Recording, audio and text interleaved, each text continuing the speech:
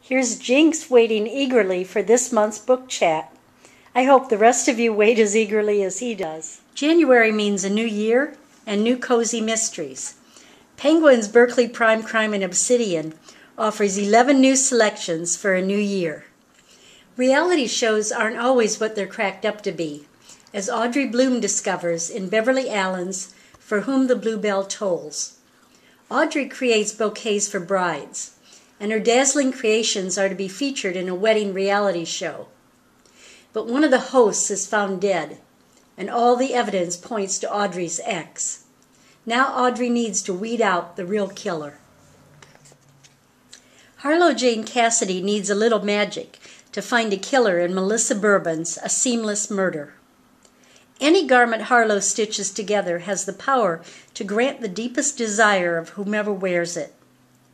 But before Delta Lee Mobley can wear her new apron, she's found dead in the local cemetery. It seems someone in Bliss, Texas, has a desire to have Delta Lee dead. J.J. Cook takes us back to Sweet Pepper, Tennessee for In Hot Water. Fire Chief Stella Griffin feels out of her depth when a suspicious house fire claims the life of an ex-state representative. She teams up with a state arson investigator, and the two must smoke out a killer before the firebug strikes again. Feta Attraction is the first in Susanna Hardy's Greek to Me series. Georgie manages the Bonaparte House, a Greek restaurant in upstate New York, rumored to possess ghosts and hidden treasures. But when her husband disappears and her main competitor is found dead, Georgie must solve a big fat Greek murder. Christine Husum's Snow Way Out is also the first in a new series.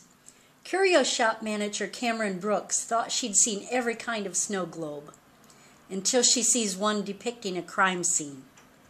And when she comes across the scene from the globe, a man sitting on a bench with a knife in his back, she's even more shaken.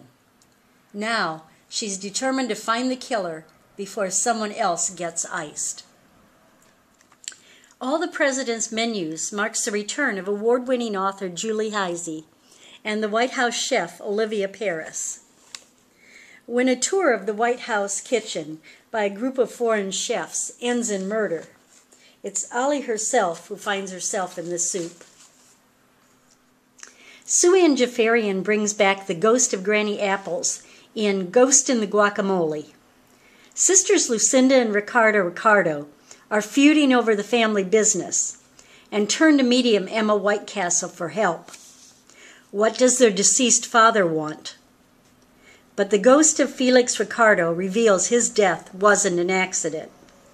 Now it's up to Emma and Granny Apples to stop a killer. No Ghosts Allowed is the latest ghost hunter mystery by Victoria Laurie. MJ Holliday's relationship with her father hasn't been good since her mother died more than 20 years earlier. But a visit to the family home in Georgia finds her father changed, happy with a new fiancé. However, the antebellum mansion she's renovated is either haunted or haunted by saboteurs. MJ and her friends agree to discover who's behind the strange occurrences. Pecan recipes are featured in Elizabeth Lee's second Nut House mystery, Snoop to Nuts. Lindy Blanchard's family pecan farm is known countywide, but it's her grandmother's goodies that bring in the crowds. However, when someone turns one of Miss Amelia's treats into a poisoned weapon, Lindy has to find out who framed her Meemaw for murder. Kate Price's latest Deadly Notions mystery is Lie of the Needle. As the owner of Sometimes a Great Notion, a shop specializing in vintage sewing notions and antique treasures, Daisy Buchanan is a strong advocate for preserving the past. But when a killer strikes at some of the local men, Daisy turns her attention to saving lives. Christine Wenger may feature a comfort food in Diners, Drive-Ins, and Death, but a murder investigation isn't so comfortable for Trixie Metkowski. A friend plans to open a drive-in movie theater next to the diner until a body is found during the groundbreaking. Now, Trixie wants the guilty party to pay up. 11 new mysteries for January. And if you're like me, December wasn't a month for reading. So I have plenty of mysteries for the winter, thanks to Penguin's Berkley Prime Crime and Obsidian.